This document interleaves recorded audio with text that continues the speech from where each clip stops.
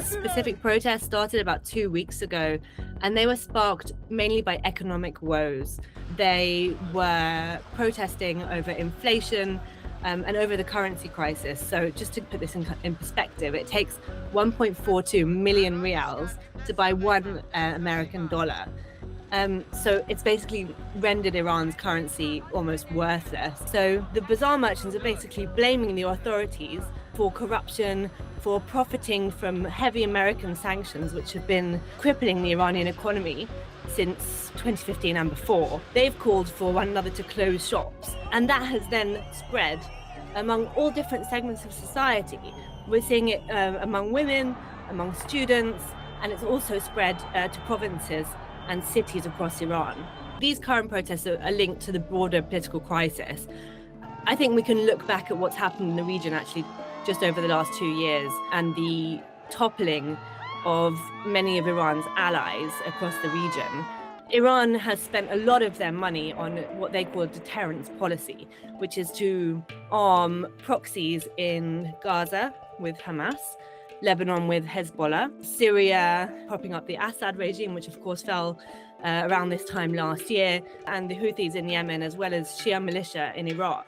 All of that spending, Iranians are now very angry and saying that spending could have been spent on our people. دیشب در تهران در بعضی جای دیگه یه مش تخریبگر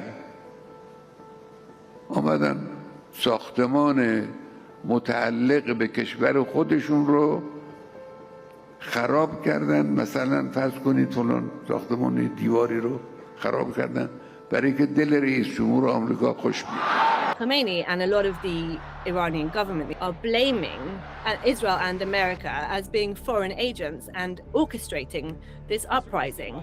And of course, we've had the US saying that if the Iranian government used violence to suppress the protesters, America will intervene. You, though, there's been protesters killed in Iran. You said we were locked and loaded, ready to go. What is the line there for when the U.S. is going to get involved in those protests? We'll take a look. We're watching it very closely. If they start killing people like they have in the past, I think they're going to get hit very hard by the United States. It's not really clear what America's plan is there, how they would get involved. Iran has cracked down with violence. We've heard from human rights groups from within Iran that over 40 people have been killed, including bystanders. So it's not clear where that line is of how many protesters have to die until America gets involved. What would American involvement look like? When it comes to Israel, I think Israel has been watching on with a little bit of schadenfreude, if we can put it that way. They called for a regime change during their offensive on Iran in June, even striking regime targets and particularly striking symbols of the regime.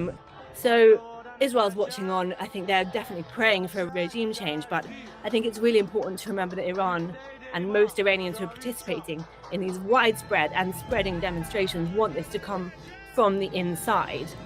We've seen waves of demonstrations in the past. For example, in 2022, these are the biggest that we've seen so far. This is a different kind of revolution. This is a revolution where it's not just anger at the regime. There has been specific calls now, not only for down with Khomeini and down with the dictator, but what they want in place as well. So we've heard chants of, long live Pahlavi, which is the former dynasty that ran Iran.